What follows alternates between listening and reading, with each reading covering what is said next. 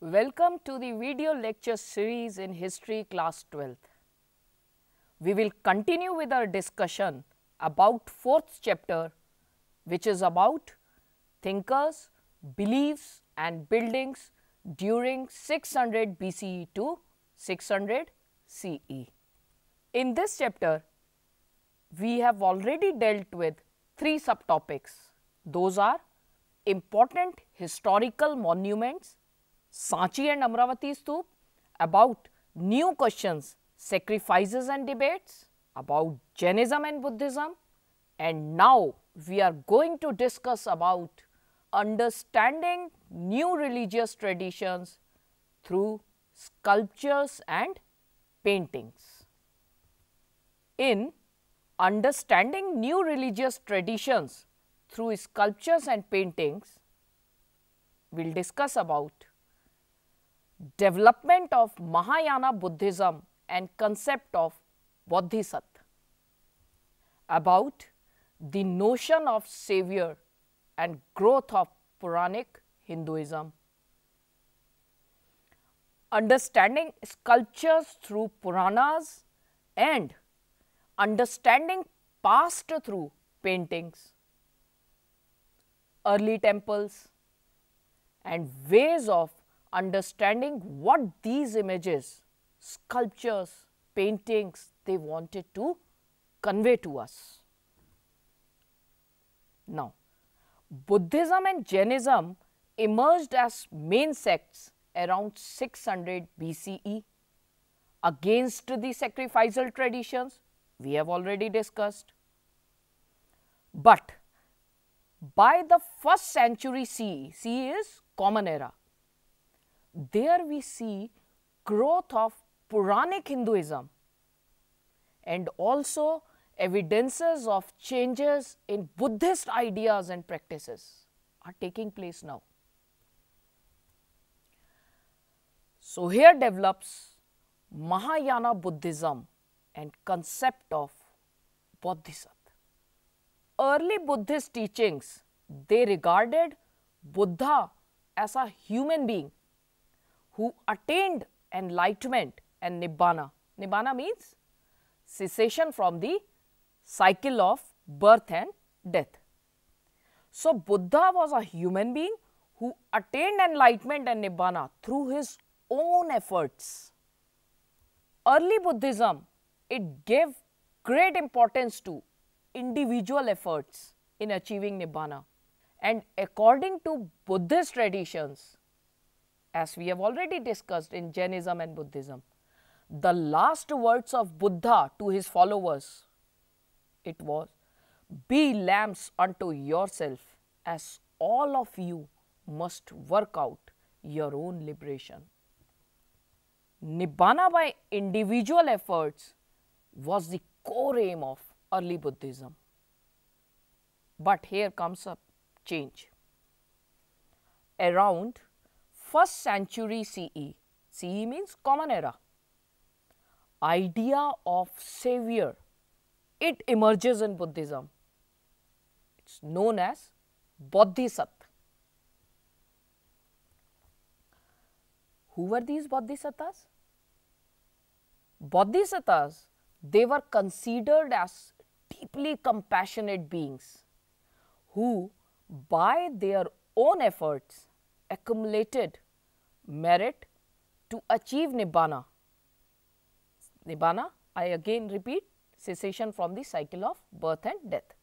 But these Bodhisattvas, they sacrifice their Nibbana and abandon the world to help others. This new form of Buddhism was called Mahayana. Mahayana literally means the great vehicle, and the Mahayanists, they describe the older tradition as Hinayana. Literally it means the lesser vehicle. However, Hinayanists, they describe themselves as Theravadins. Theravadins means those who followed the path of old respected teachers. Old respected teachers, the Theras. With Mahayana form of Buddhism, the worship of images of Buddha and Bodhisattvas started. Whereas Hinayanas, they never worshipped images of Buddha as God. Because what they believed is Buddha was a human being like all of us, who attained Nibbana by his own individual efforts, which we all can also do. The notion of savior and growth of Puranic Hinduism, the concept of a savior was not unique to Buddhism. Similar ideas developed in different ways within Vaishnavism and Shaivism. Vaishnavism and Shaivism are now considered part of Hinduism. What does it mean? Vaishnavism means worship of Vishnu as the main deity, and Shaivism means worship of Shiva as chief god.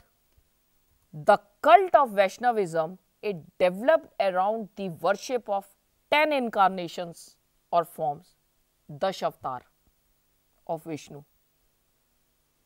Vishnu was believed to have assumed these forms to save this world from evil forces, those evil forces that brought disorder and destruction in the world. Maybe these different avatars or incarnations were popular in different parts of the country, and accepting these local deities as a form of Vishnu was one way of creating a more unified religious tradition. Now, Shaivism is related to the worship of Shiva, and Shiva was symbolic by the Linga. Linga worship prevails even today. Occasionally, Shiva is represented in human form also. All such representation shows a complex set of ideas about the deities and symbols such as ornaments, headdresses, weapons or other objects that these deities they hold, or the way these deities are seated, etc. These all are symbolic of the attributes of these deities. In such worship, bond between the devotee and the god was visualized as one of love and devotion, known as bhakti. Understanding sculptures through Puranas. Puranas include stories about gods and goddesses, and these are compiled by Brahmanas by about the middle of the first millennium CE. CE is Common Era. These Puranas, they were written in simple Sanskrit verse and were meant to be read aloud to everybody, including women and Shudras. Let me remind you, these women and Shudras were previously not allowed access to Vedic learning, but they were allowed to listen these verses which were being written in Puranas. To understand the sculptures related to Vaishnavism, Shaivism and Vasudev Krishna cult, the historians have to be familiar with the stories behind them, and many of these stories which are contained in the Puranas. Understanding passed through paintings. Though stone sculptures, they survive the ravages of time and is therefore easily available to the historians. But other visual means of communications, they include paintings.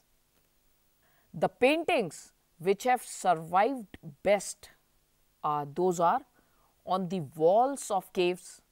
Best example is Ajanta painting at Maharashtra.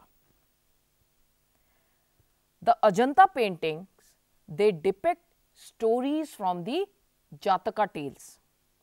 These Jataka tales are stories about previous births of Buddha. It depicts court life, processions, men and women at work and festivals. The artists, they use the technique of shading to give a three-dimensional quality. 3D movies we see even today. So they tried to give it a three-dimensional quality, and some paintings are extremely naturalistic. No doubt, these paintings give an insight about political, social, economic and religious life of ancient society. Now let's talk about early temples. Early temples, they house images of gods and goddesses, and they came into existence around the time when stupas like Sanchi were built. Initially, it was a small square room called Garbhagriha, where image of deity was kept. It had a single doorway for the worshipper to enter and offer worships. A tall structure known as Shikhar, it was built over Garbhagriha or the central shrine. Temple walls, they were often decorated with sculptures. Later on, temples became elaborate with assembly halls, huge walls, gateways and arrangements for supplying waters. Some early temples, they were constructed by cutting huge rocks. The earliest example of rock cut temple is of 3rd century BCE. It was built by King Ashok Maurya for the Ajivika sect. Ajivika sect, one of those 64 sects. Best example of rock cut temple is Kailash Nath temple. This Kailash Nath temple is dedicated to Lord Shiva, built at Ellora in Maharashtra in 8th century. The entire structure is carved out of a single piece of rock, and the chief sculptor of this temple, he was himself amazed at his work, and he said, "Oh, how did I make it?" Do we always automatically understand what these images, sculptures, paintings they wanted to convey? To understand the meaning of sculptures, at times art historians, they have to take help of textual traditions. This is more effective strategy than comparing it with Greek statues as done by 19th century European scholars. Still, sometimes opinions of historians do get divided in understanding. For example, in case of a famous sculpture along a huge rock surface in Mahabalipuram, the art historians have searched through the Puranas to identify it, and they are sharply divided in their opinion. Some feel that this depicts the descent of river Ganga from heaven. Why they depict it that way? Because there is a natural cleft through the center of the rock surface, which might represent the river. The story is also narrated in the Puranas and the epics. Other historians, they feel that this represents a story from Mahabharata, and the story is of Arjun doing penance on the river bank to acquire alms due to the central figure of an ascetic. Now, depiction by 19th century European scholars. The 19th century European scholars, they were horrified to see these sculptures of gods and goddesses having multiple arms and heads, or with combination of human and animal forms. What these images, sculptures, paintings, they wanted to convey. So, this is all about this chapter. Thank you.